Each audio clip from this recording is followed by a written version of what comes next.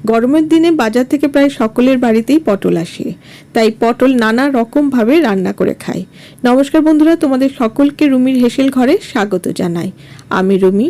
আজ আমি বানাবো সম্পূর্ণ নিরামিষ পটলের একটা রেসিপি, যেটা হলো মুগেশ্বরী পটল। গরম ভাত দিয়েও খেতে পারবে, আবার রুটি দিয়েও খাওয়া যাবে। যারা পটল খেতে পছন্দ করে না তারাও হাত চেটে পুটে খাবে, এতটাই টেস্টি হয়। তাহলে চলো আর বেশি দেরি না করে রেসিপিটা শুরু করা যাক।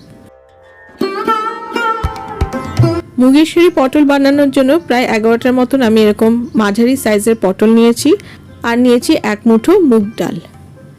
পটলের দুদিকে দুমাথা কেটে নিয়ে অল্প খোসা রেখে কেটে নেব। পটলগুলো গোটা রান্না করব, আর দুদিক থেকে এইভাবে কাট করে নিচ্ছি যাতে এর ভেতর মশলাটা ভালোভাবে ঢুকে যায়। বন্ধুরা, আমার চ্যানেলে আমিষ নিরামিষ অনেক রেসিপি পেয়ে যাবে, নিচে ডেসক্রিপশন বক্সে লিংক দিয়ে দেবো, তোমরা চেক করে নিতে পারো। আর আমার পরিবারের নতুন বন্ধু হয়ে থাকলে রেসিপিটা ভালো লাগলে লাইক কমেন্ট করে চ্যানেলটাকে সাবস্ক্রাইব করে নেওয়ার অনুরোধ রইল। আর পাশে থাকা বেল আইকনটাকে অবশ্যই প্রেস করে দেবে, যাতে পরবর্তীকালে আমি যখনই কোনো রেসিপি শেয়ার করব তার নোটিফিকেশন তোমাদের কাছে আগে পৌঁছে যাবে।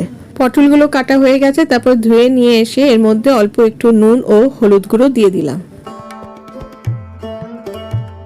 এবার নুন ও হলুদ গুঁড়ো ভালো করে পটলের গায়ে মাখিয়ে নেব, তাহলে পটলের গায়ে নুনটা ঢুকবে আর পটলগুলো খেতেও ভালো লাগবে। পটলের গায়ে নুন ও হলুদ গুঁড়ো মাখিয়ে নেবার পর এটা 10 মিনিট রেস্টে রেখে দেবো। এদিকে কড়াইটা গরম করে এর মধ্যে দিয়ে দিলাম 1 মুঠো মুগ ডাল। মুগ ডালটা হালকা করে একটু ভেজে নেব, যতক্ষণ না মুগ ডালটা থেকে একটা সুন্দর গন্ধ বেরোয়। তবে খেয়াল রাখতে হবে মুগ ডালটা যাতে বেশি ভাজা না হয়, বেশি ভাজা হয়ে গেলে ডালটা সেদ্ধ হতে সময় লাগবে আর খেতেও ভালো লাগবে না। ডালে হালকা রং ধরলে নামিয়ে নেব। এবার এই ডালটা ভালো করে ধুয়ে নেব। দেখো ধুয়ে নিয়ে চলে এসেছি। তারপর অল্প জল দিয়ে এটা ভিজিয়ে রেখে দেবো। এদিকে একটা মশলার পেস্ট রেডি করে নেব। তার জন্য একটা বাটির মধ্যে দিয়ে দিলাম 1/2 চামচ হলুদ গুঁড়ো, 1 চামচ জিরে গুঁড়ো, 1 চামচ ধনে গুঁড়ো, 1/2 চামচ লাল লঙ্কা গুঁড়ো, আর সবশেষে দিয়ে দিলাম 1 চামচ কাশ্মীর লাল লঙ্কা গুঁড়ো। এবারে অল্প একটু জল দিয়ে মশলাটা গুলে রেখে দেবো।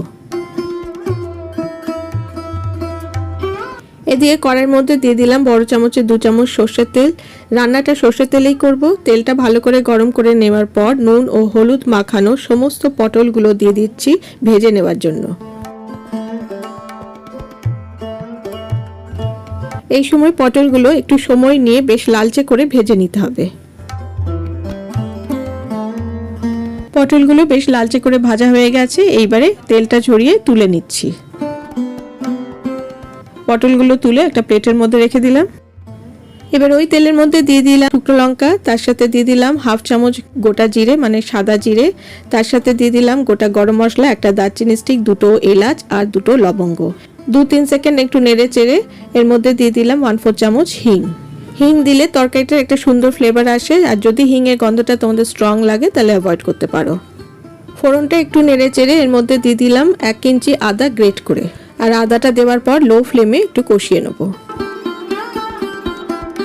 আদার কাঁচা গন্ধটা চলে গেলে এবার এর মধ্যে দিয়ে দেবো সেই মশলার মিশ্রণটা। এবার ফ্লেমটা মিডিয়ামে করে মশলাটা খুব ভালো করে কষিয়ে নেব। 3-4 মিনিট মশলাটা কষিয়ে নেওয়ার পর এবারে এর মধ্যে দিয়ে দেবো ভেজানো মুগ ডাল। মুগ ডালটা ভালো করে মশলার সাথে নাড়াচাড়া করে কষিয়ে নেব, যাতে করে মুগ ডালের সাথে মশলার ফ্লেভারটা ভালো করে কষে যায়। মুগ ডালটা কষাতে কষাতে যখন শুকিয়ে আসবে তখন অ্যাড করব 1 কাপ পরিমাণ জল।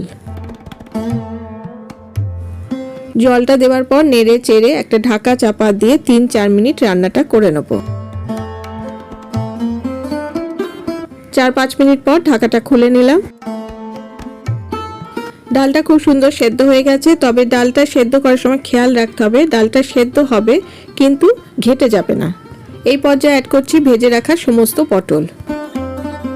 পটলগুলো দেওয়ার পর খুব ভালো করে ডালের সঙ্গে ও মশলার সঙ্গে মানে একসঙ্গে নাড়াচাড়া করে ভাজা ভাজা করে নিতে হবে। মোটামুটি 2-3 মিনিট সময় নিয়ে এইভাবে ডাল পটল মশলাকে একসঙ্গে নাড়াচাড়া করে নিয়ে এর মধ্যে দিয়ে দেবো প্রায় 1 কাপের মতন দুধ। দুধটা দেওয়ার পর একটু নেড়ে চেড়ে ফ্লেমটা মিডিয়ামে করে একটা ঢাকা চাপা দিয়ে রান্নাটা করে নেব, যাতে পটলগুলো একটু সেদ্ধ হয়ে যায়। যেহেতু পটলগুলো খুব সুন্দর করে ভাজা আছে, তাই পটল সেদ্ধ হতে খুব বেশি সময় লাগবে না। 3-4 মিনিট পর ঢাকাটা খুলে নিয়ে একটু নেড়ে চেড়ে নেব। আর একটু দুধ অ্যাড করে দিলাম। আমি এখানে হাফ কাপেরও থেকে একটু কম দুধ দিলাম। দুধটা দেওয়ার পর ভালো করে মিশিয়ে নেব। তারপর দিয়ে দিলাম স্বাদ মতো নুন আর দিয়ে দিলাম 1 চামচ পরিমাণ চিনি। যেহেতু নিরামিষ রান্না, তাই চিনি দিলে ভালো লাগবে। এবার সব কিছু ভালো করে মিশিয়ে নেব। গ্রেভিটা আর বেশি ঘন করব না, যখন ঠান্ডা হয়ে যাবে, যেহেতু ডাল আছে অনেকটাই জমে যাবে। তো এইবারে নামানোর আগে এর মধ্যে দিয়ে দিলাম হাফ চামচ পরিমাণ গরম মশলা আর 1 চামচ পরিমাণ ঘি।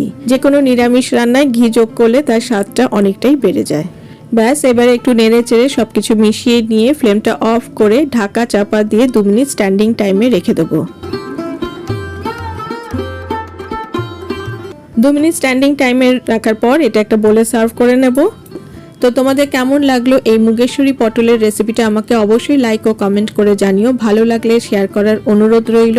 একবার বাড়িতে এইভাবে বানিও, আশা করি সকলেরই ভালো লাগবে।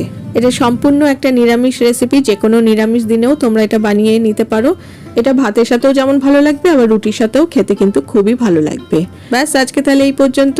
আমি আবারও হাজির হয়ে যাব আমার হেসেল ঘরের খবর নিয়ে। তোমরা সবাই ভালো থেকো, সুস্থ থেকো। টাটা।